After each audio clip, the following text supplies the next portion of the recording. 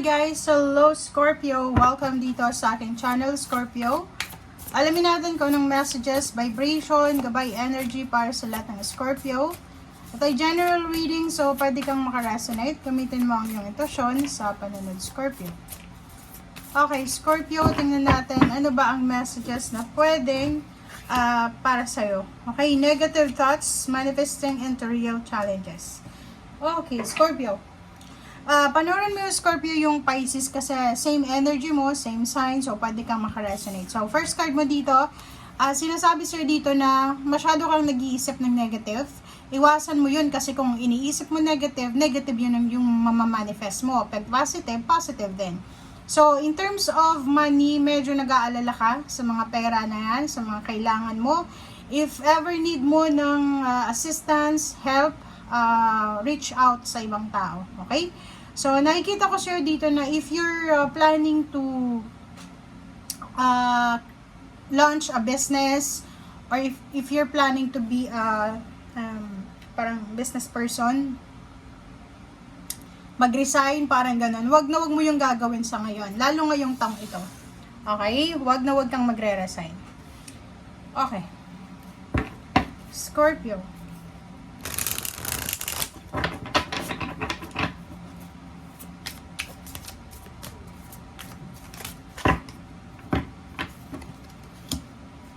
Okay, Scorpio, Ace of Air. Sa Pisces is Ace of Wands. Sa'yo naman is Ace of Air. So, dito sinasabi na Scorpio, may mga bagong ideas, napakaganda, amazing, brilliant new ideas and inspiration na posibleng darating sa'yo. So, maraming revelation ang darating din.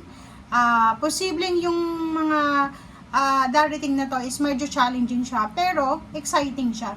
Okay? So, yun. Pwedeng good news about money, about relationship, about family, or about restoration.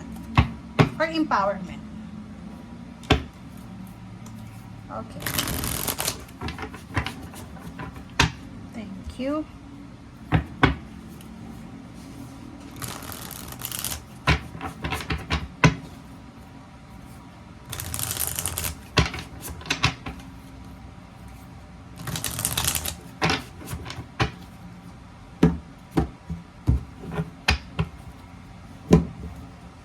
Okay, first card natin sa third deck is Page of Pentacles. Okay.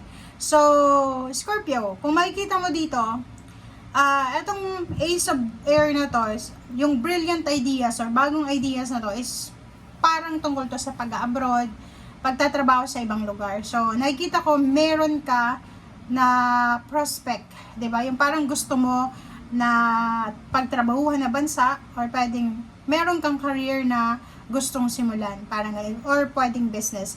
Pero yung pinaka-visible dito is pangingibang bansa, paglipat ng trabaho. Gusto mong ma-experience yung pagtatrabaho sa ibang bansa or yung pagkakaroon ng financial success sa ibang bansa. Parang ganun. So, comment down below if you resonated.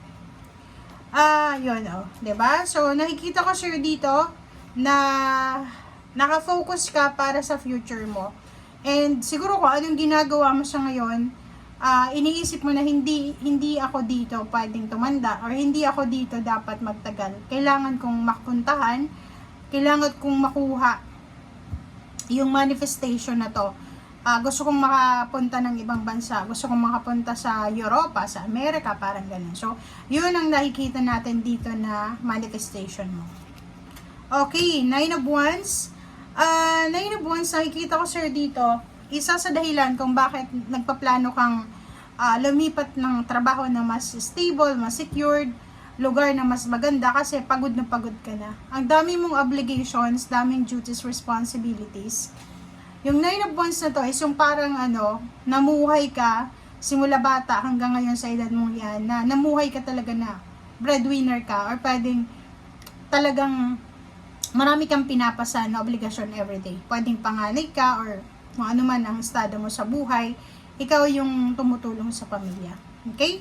So, Five of Cups, nakikita ko sir dito na sinasabi mo sa sarili mo na ayaw mong pagsisihan itong buhay mo na to. So, nakikita ko, yung self-love, maayos yan sa'yo kasi mahal na mahal mo naman yung sarili mo. So, nakikita mo yung paghihirap mo, like, trabaho ka ng trabaho, tapos wala namang naiipon, wala namang natitira. So, kaya ka makakapag-isip na lumayo, di ba? Maghanap ng trabaho na mas mataas yung sweldo, mas stable, kahit malayo siya. Okay? So, Queen of Pentacles, sinasabi ng Barasser dito na yung decision na to na gagawin mo ay talagang magdadala to sa'yo ng financial success, financial gain. So, yun.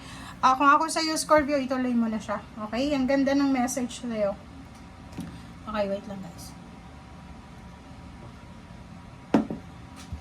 Okay, Scorpio, kung makikita mo dito, balanse. Isang desisyon mo daw ang posibleng magdadala sa'yo doon sa pangarap mo.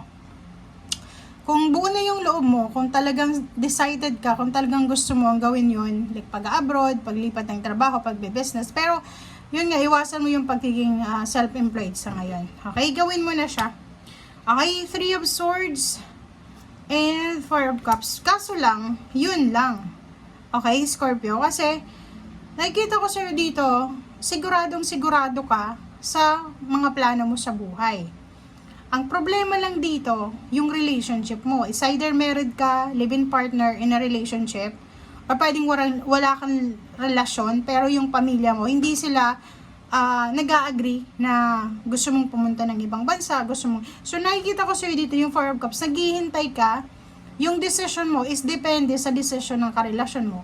Yung decision mo is depende sa decision ng pamilya mo, ng nanay mo, ng tatay mo, ng kapatid. Parang ganun. So, nakikita ko yung pain and heartaches. Nakikita ko na eagerness na mabago yung takbo ng buhay.